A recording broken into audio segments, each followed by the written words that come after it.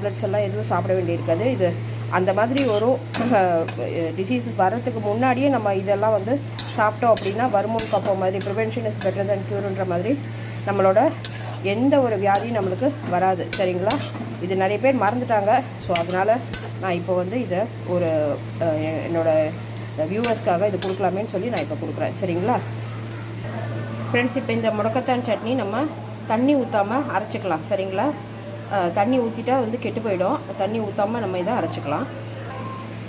பாருங்கள் ஃப்ரெண்ட்ஸ், அட்டகாசமான முடக்கத்தான் சட்னி தயாராகிடுச்சு.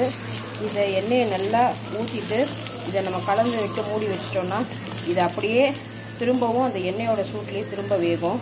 ஒரு 10 நிமிஷம் அப்படியே க்ளோஸ் பண்ணி வச்சிடலாம். சரியா? அவ்வளோதான். நீங்களும் இதே மாதிரி செஞ்சு பாருங்கள். செஞ்சு பார்த்துட்டு எப்படி இருக்குன்னு கமெண்ட்டில் சொல்லுங்கள். உங்களுமா சைனிங் ஆஃப். மறக்காமல் லைக் பண்ணுங்கள், ஷேர் பண்ணுங்கள், சப்ஸ்கிரைப் பண்ணிக்கோங்க. Tata, bye bye, take care.